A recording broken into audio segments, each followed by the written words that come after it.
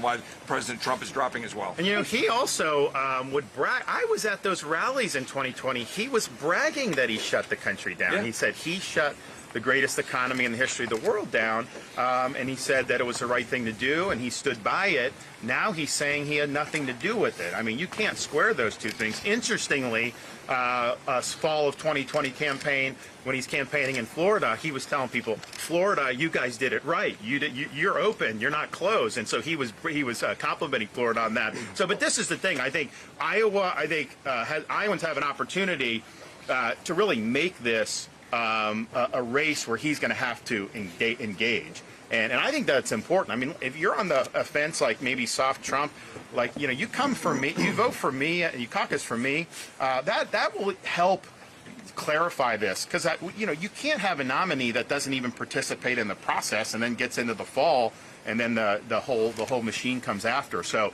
I think that him getting on the debate stage at some point, I think, is something that's going to need to happen just for the Republican Party to be in good stead. And I look forward to doing that. Last question. Governor DeSantis, you pointed out that criticism. Do you feel like that's connecting with voters, or do you feel like they're going to stand with him despite? Well, here's the thing. You know, and this is not a complaint. This is just an observation. Like I take, like, when I look at like how you run a campaign or this, I just look at the world as it is. You know, there's going to be certain media against you, obviously certain that he's got basically a Praetorian guard of the conservative media, Fox News, you know, the websites, all this stuff. They just don't hold them accountable because they're worried about losing viewers, and they don't want to have the ratings go down. And that's just the reality. That's just the truth. And I'm not complaining about it.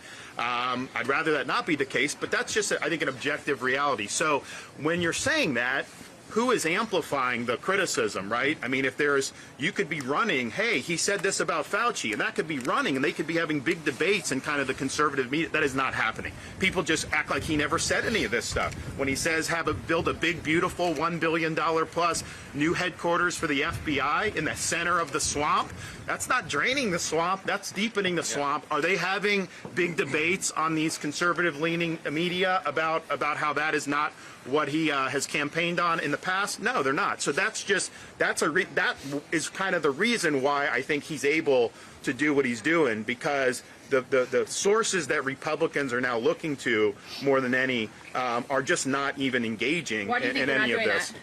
You know, you have to ask them. I mean, I think that a lot of it is rooted in audience and thinking that you can't have, you know, that type, you'll lose audience. I don't know, but the reality is that's just the case. So people will say to me, I had people come up to me in the press with the debate saying, you know, oh, you didn't go after Trump. That, in the debate, that is not true. Like, if you watch the debate, I hit him on BLM, I hit him on not building the wall, the debt, not draining the swamp, Fauci, all those things. But it's different for me to just be doing that to a camera versus him being right there. That's how when you have a clash, then you guys have to cover it, and it becomes something that people start to talk about. It's different to just lob it directly into the camera. It doesn't get the same amount of legs. And so, you know, that's just the reality of what we're dealing with here. But I do think, so how much is it going to land that he's not debating? I do think it's going to hurt him on the margins. As this process goes on, it may hurt him more as he continues to stay away.